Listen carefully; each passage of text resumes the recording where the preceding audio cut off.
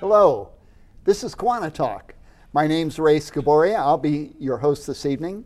Quanta Talk is a public information program brought to you from the facilities of WDHS at Dearborn High School by members of the Dearborn Kiwanis Club and students that help us out here at our tapings. Tonight we have a really interesting program. Our guest this evening is Kerrie Ferrell. And Kerrie, it's so nice to have you on the program tonight. Thank you. Kerrie's dad has probably one of the longest careers in professional baseball. I would say that's probably not an exaggeration, because most players, their careers as players, you know.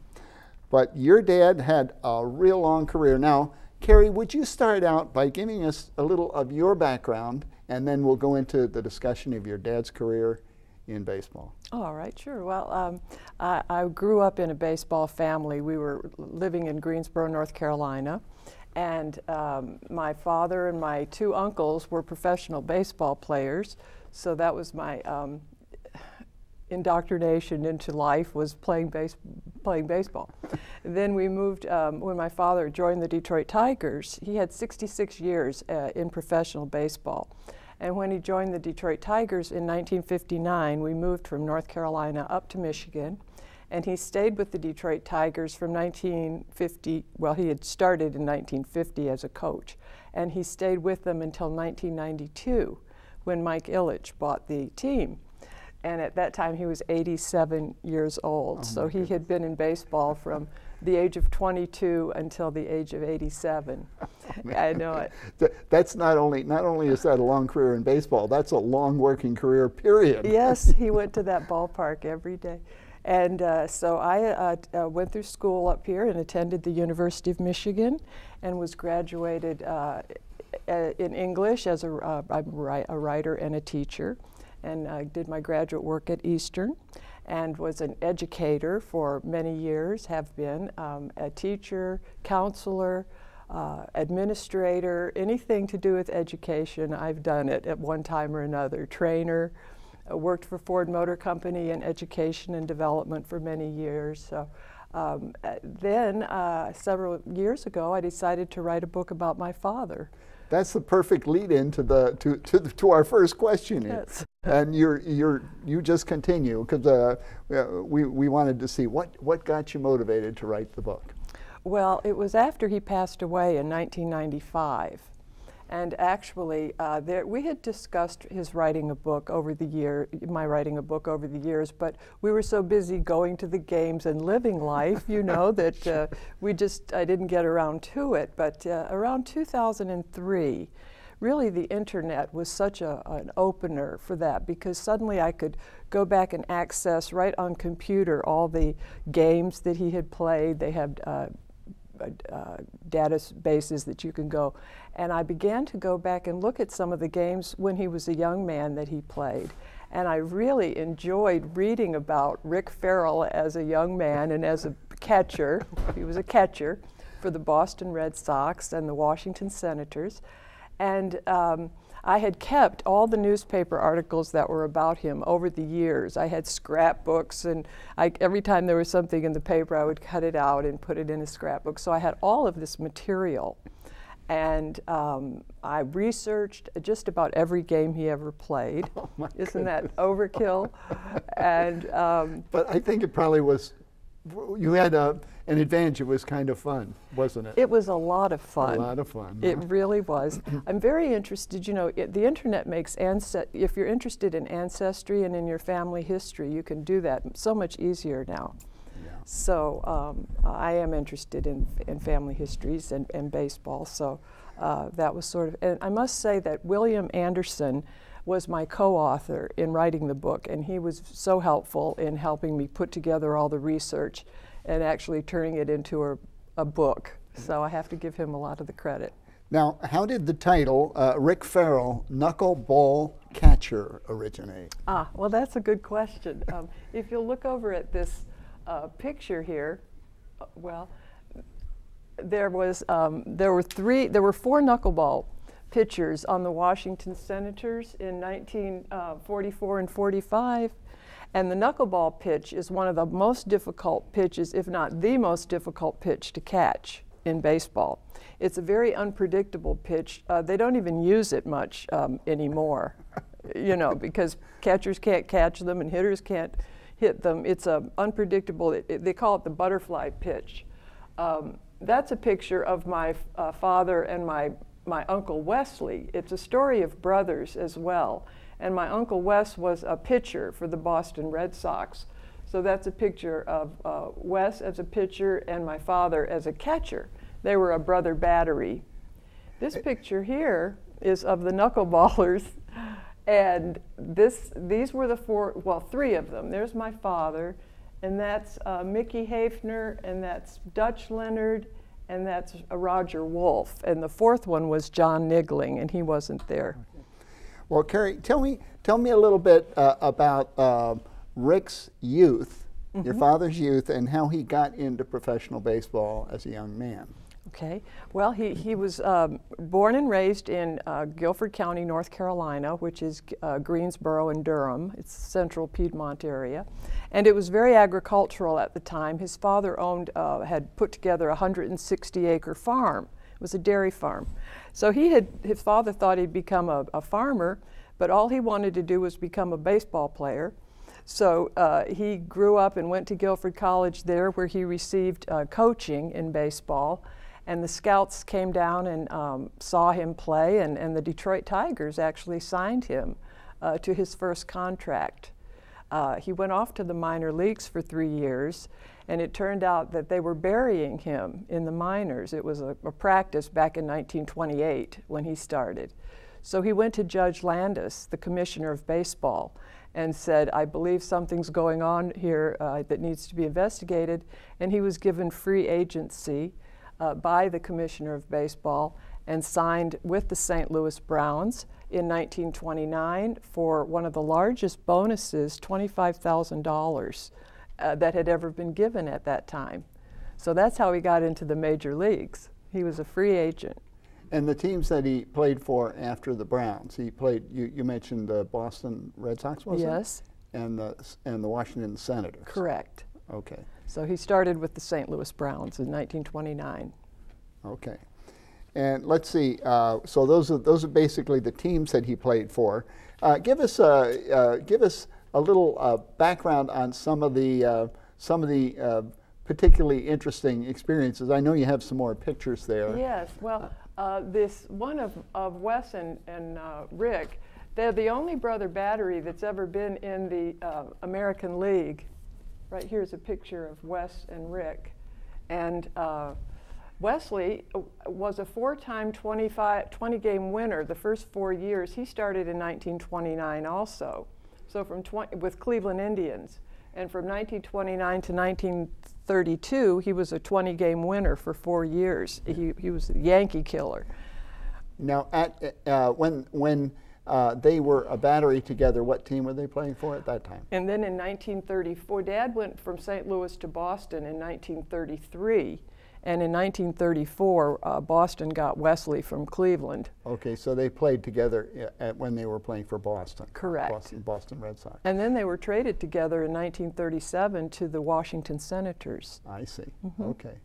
Now you had another really interesting baseball fact about Wesley that we should pass on to the audience. Well, he is still he still holds the record for most home runs ever hit by a pitcher, which is 38. That's a lot of home runs. So he was really quite a great player in his own right. Yeah. And then my father, Wesley's career was about 15 years, and my father's was 18 years. I see. Wesley looks as if he was quite a lanky fellow, quite fairly tall. He was quite lanky. Quite tall. He's about 6'2", and yeah, he was much taller. My father was only about 5'10", so he was much more slight. Yeah. But you asked some of the other things of his career. The first picture is of Dad in the St. Louis Browns, and he always liked that catching pose. So that's just a picture of him in 1929.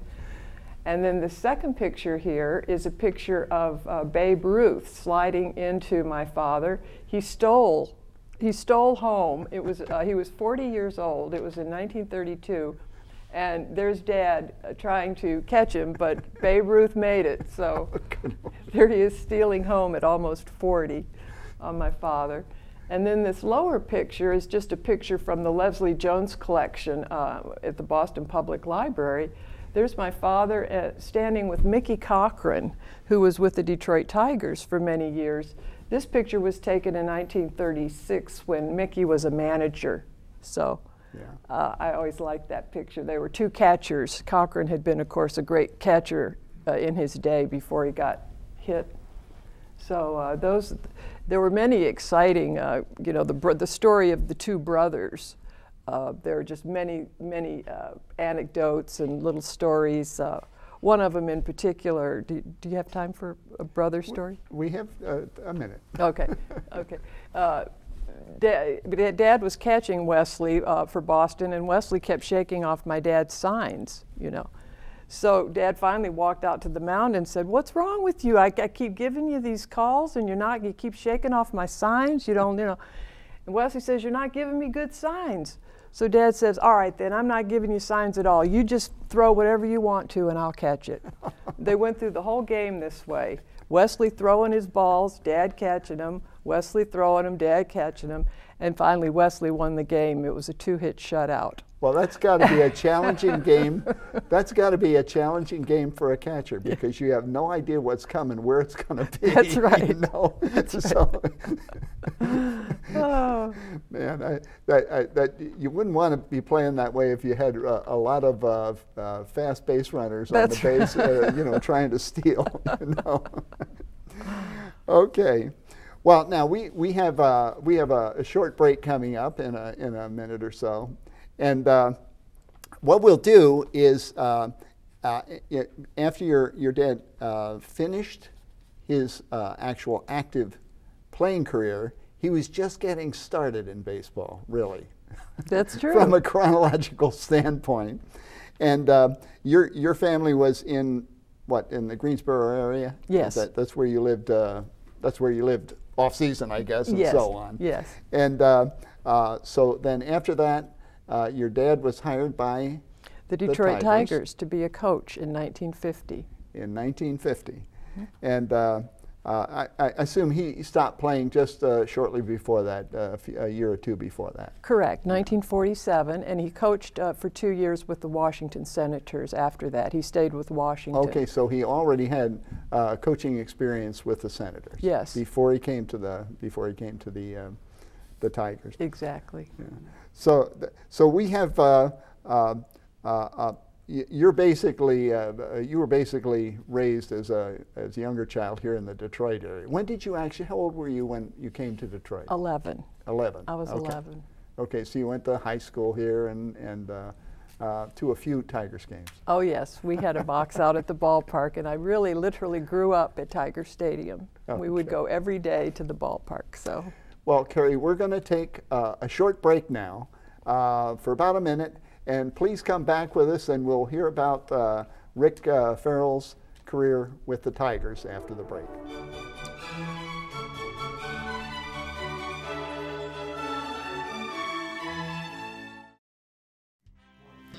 Hello, in our community there is an organization that has lasted for nearly 100 years. Their members are not paid a single cent for their time and effort. In fact, they give rather than receive. You may not recognize them by their faces, but once a year they put on their aprons and go to good work. They are Kiwanis and they care about our community, so help them and donate to the annual Peanut Fundraiser. You may not recognize them by their faces, but the work they do is unmistakable.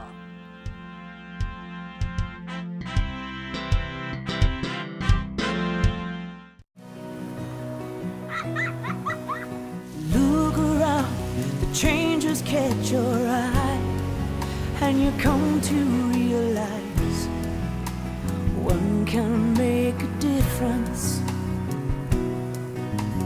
Reach out, stand out, find out what it's all about. See it all, stand tall, be there to catch them when they fall. Since 1915, Kiwanis International has touched millions of lives through thousands of service programs for children around the world. When you help one child, you help the world. Life is bigger than just one, but one can make a difference.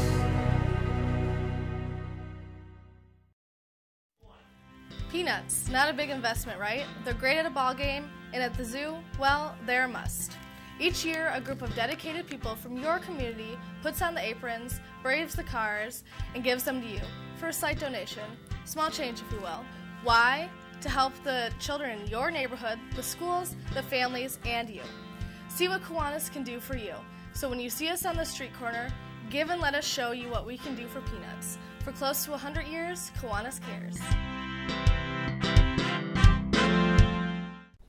Hello, we're here on Kiwanis Talk, and I'm here with Kerrie Ferrell.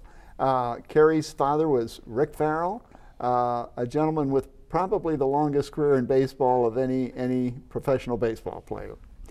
And Kerrie, before the break, we were talking about your dad's career as an active player, and then he came to Detroit here as first as a scout, is that right? Coach. A coach, I'm sorry. First as a coach, and then his career continued here until he was the president of the Tigers. Well, is that almost, right? almost the president. Almost the president. Almost, okay.